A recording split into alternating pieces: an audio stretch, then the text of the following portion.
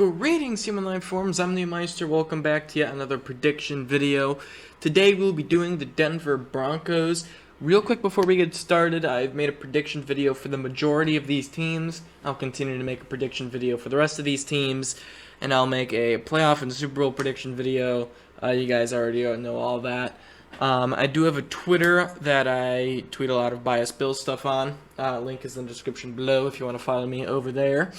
And I also have a Twitch that I like to stream on from time to time. Link is also in the description below. I will probably be streaming tonight, so there you go. More content tonight. But for now, we'll be getting into the Denver Broncos. The Broncos, I'm going to start off with their defense, because they're easier to explain. Their defense will be one of the best in the league. I think their defense can be one of the best defenses in the entire league this year, especially with the addition of Kyle Fuller, and especially that Von Miller will be coming back and be playing this year fully healthy. So if that Broncos defense can stay healthy, that will be one of the best defenses in the league this year. As we go over to the offensive side, though, they have a big quarterback issue against, well, it's Teddy Bridgewater versus Drew Lock for the starting job there. Drew Lock will probably win it. Probably. We'll see. But they really need Drew Lock to take that next step, because a lot of people don't think he can take a next step. Everyone thinks he's hit his ceiling, which is a pretty terrible ceiling. It's like a basement ceiling. But yeah, so the Broncos need to see if he can step up. If he can step up, that is going to be a tough team to beat, the Denver Broncos. So let's get into these predictions. Week 1 at the New York Giants. Giants defensively, I think, is a very underrated defense. I think it's one of the better defenses in the league. Offensively, it's another team that has a slight quarterback issue. Could be a major quarterback issue if Daniel Jones can't take a step. If Daniel Jones is able to take that next step, Giants are a playoff team. If not, well, they're not. Daniel Jones does have weapons, though. He's got Kenny Golladay. They picked him up from the Lions in a huge deal. They also still have Sterling Shepard there as well. And they also drafted Kadarius Toney, or however you pronounce his first name. Kadarius, whatever, I don't know. But they also have Saquon Barkley. He's back and should be ready to go for week 1. So week 1, I'm going to give this game to the Giants. It's at the Giants' home stadium, MetLife Stadium. So I'm going to give this to the Giants week 1. Week 2, at Jacksonville to take on the Jaguars. Another big story there. Trevor Lawrence, the quarterback of the future, as they always say. So we have to see how Trevor Lawrence plays his first year. He's got a 1,000-yard rusher behind him, and James Robinson, and what should be a really good pass-catching running back in Travis Etienne. For the receivers, they still got DJ Shark. He's former Pro Bowl wide receiver, so he's pretty solid. And then they got Marvin Jones. They picked him up from the Detroit Lions. So it's a pretty good wide receiver duo. Probably not one of the best ones, but top half. Defensively, they picked up Shaquille Griffin, cornerback from the Seahawks. I think that's a great pickup for them. And then you still got, obviously, Miles Jack. We already know how good he is. So I'm gonna go Broncos here. I think the Broncos are the better team there. Just overall. Maybe offensively it might be a little, I don't know, same level, but defensively the Broncos are a lot better than them. Week 3, hosting the New York Jets. Jets defensively is rebuilding. It's rebuilding. It's an issue right now, but we'll see if it can get better. We'll see if it can improve under Robert Saleh, their new head coach. They did lose their assistant coach. I forget his name. But he passed away earlier today, bicycle accident. So Rip to him. They're going to need to find a new guy there, I guess. So yeah, offensively for the Jets, obviously Zach Wilson, another rookie quarterback. We have to see how he performs this season. But regardless of how he performs in this game, I'm going to give it to the Broncos there.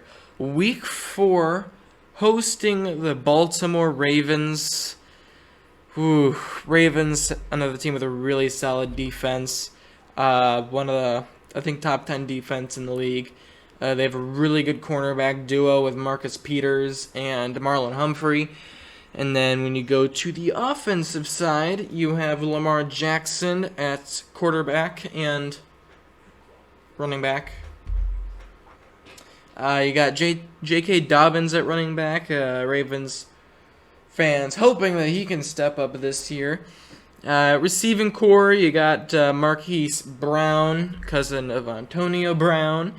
And you have Sammy Watkins, wide receiver. They picked him up from the Chiefs this offseason. I'm gonna go Ravens here. They just have a lot more experience than the Broncos do, coaching wise and just overall player wise. Ravens have been more successful the last couple of years, so I'm gonna give it to the Ravens there. Week 4, Week 5 at Pittsburgh to take on the Steelers. Steelers are they're an interesting team. Defensively, they do have one of the better defenses in the league. Probably, I don't think will be as good as last year. They did lose a couple of players because of cap situation. So, obviously, they lost guys like Bud Dupree. They lost Nelson. They lost a couple other guys. So, slight area for concern, but it's still pretty solid defense there in Pittsburgh. Offensively, I don't know what happened to that offensive line. Just fell in shambles this offseason, at least I think, which is going to make it a hard time for Najee Harris, hard time for Ben Roethlisberger, and hard time for those receivers like Juju Smith-Schuster and Deontay Johnson to get some nice stats for the season. Ooh, this is a tough game. This is really tough. I think I'm gonna go Broncos. I think I'm gonna go Broncos this game. I like the Broncos in this matchup. I think they can get to Ben Roethlisberger this game. I'm gonna go Broncos there. Week 6, hosting the Las Vegas Raiders, division rival. Raiders defensively is really bad. They really need to figure something out because that is an atrocious looking defense. Offensively, offensive line is not looking too good either. It's another offensive line that completely fell apart like the Steelers did. They fell even worse than the Steelers did. I don't know what happened to that offensive line. It just completely broke down this offseason. But yeah, got Josh Jacobs, a running back. We'll see if he could still be productive. Derek Carr will probably have a tough time getting the ball off in this game to his receivers like Henry Ruggs and John Brown. So, and Darren Waller. But I'm going to go Broncos there, Week 6. Week 7 at Cleveland to take on the Browns. Defensively for the Browns, I think it'd be one of the better defenses in the league this year. They still have Myles Garrett. We already know how good he is. And now they're pairing him up with Jadeveon Clowney, which is really going to open the window for Jadeveon Clowney to try and get back into that great category of pass rushers. They also picked up John Johnson from the Rams. I think he'll be a big help there. And then, of course, you have Denzel Ward at corner. And then offensively, I think it'd be one of the best offenses in the league. They have the best offensive line in the league. They have a quarterback that is pretty solid. He ain't bad. He ain't the best quarterback either. But you have one of the top rushing duos in the entire league in Kareem Hunt and Nick Chubb. And then you have receivers like Jarvis Landry and Odell Beckham Jr. to catch the ball. That's a really good offense. Like, too good for the Broncos defense to handle, and the Browns defense will be a little too much for Drew Lock to handle. Week 8, hosting the Washington football team. Washington has one of the best defenses in the league, if not the best defense in the league. Their defense is that good. They got guys all over there, including, obviously, the big name, Chase Young at pass rusher. He's a monster in that backfield once he gets back there. Offensively, I think it's a very underrated offense. Ryan Fitzpatrick, he isn't really getting the love that I would expect with guys like Terry McLaurin and Curtis Samuel to catch the ball. And then they have a solid tight end duo as well. Logan Ryan, the big name there. And then at running back, you have the young guy, Antonio Gibson, to hopefully get better this year. He was pretty solid, though, last year. I'm going to go Washington here, though. Just another game that I think will be tough for Drew Lock, which might be the end of Drew Lock's career, if I had to guess. Well, not his career. He'll probably be picked up as like a backup or something. But as starter of the Denver Broncos, I think this is where it ends here. This tough stretch against the Browns and Washington. So week 9 at Dallas to take on the Cowboys. Cowboys have a lot of defensive issues, which is a big plus for the Broncos there.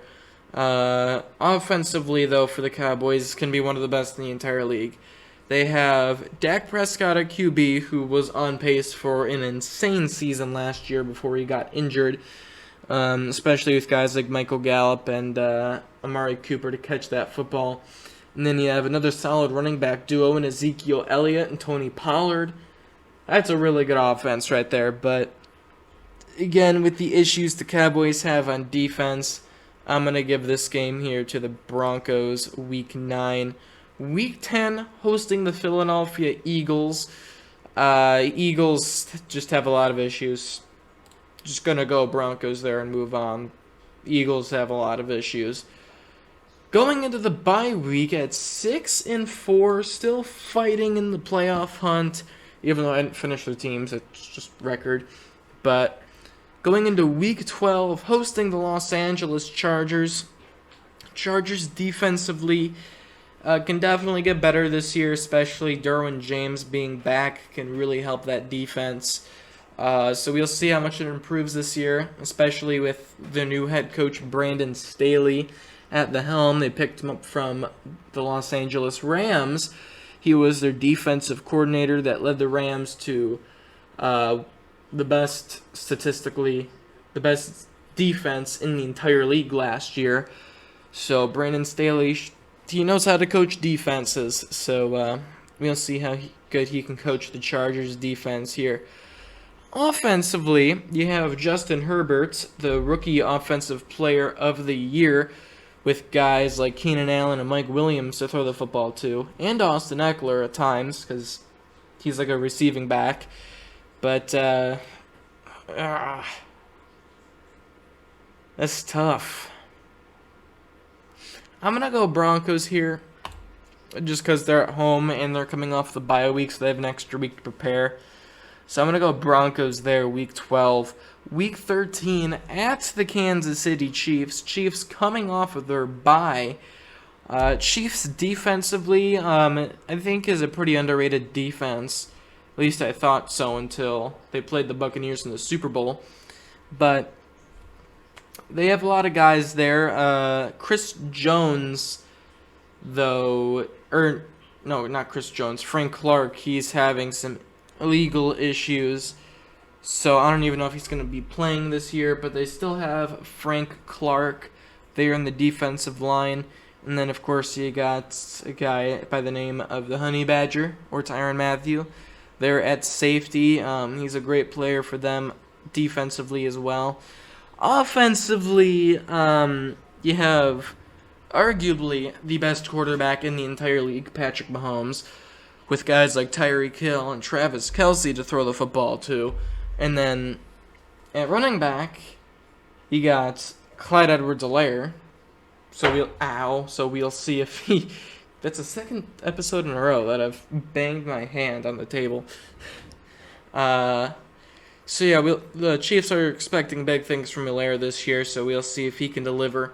And they completely retooled that offensive line. That offensive line is looking pretty sharp. So I'm going to go Chiefs here, Week 13. Week 14, hosting the Detroit Lions. Yeah, I'm not going to talk about this one. That is Broncos all day for me there. Week 15, not 16. Week 15, hosting the Cincinnati Bengals. Bengals offensively can have a really sneaky offense this year. That's if their offensive line can step up this year, because last year they were not too good. They have Joe Burrow slinging that football to guys like T. Higgins, and then you also have Joe Mixon at running back. So it could be a sneaky offense this year, and of course they got Jamar Chase as well. Picked him up in the draft. So we'll see how good that offense can be this year. You also have Tyler Boyd, another slot receiver. I had to think of the names for a second.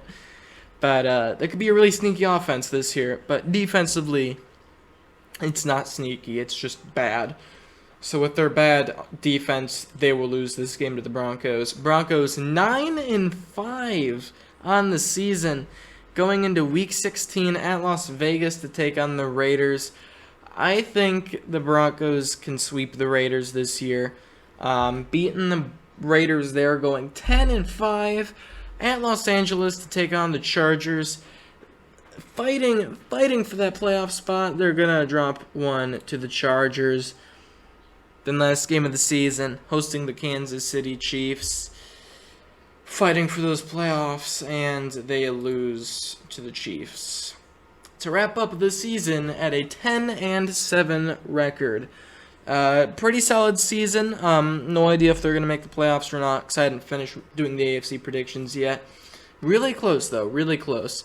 But if you guys enjoyed the video, leaving a like would always be appreciated. If you're looking forward to the next prediction video, I recommend ringing the bell so you get notified when I upload another video. The only way to do that, though, is by subscribing. I'm sorry, that's how life works. But, yeah, I'll leave you guys to the rest of your day, and I don't have much else to say except Waveforms out.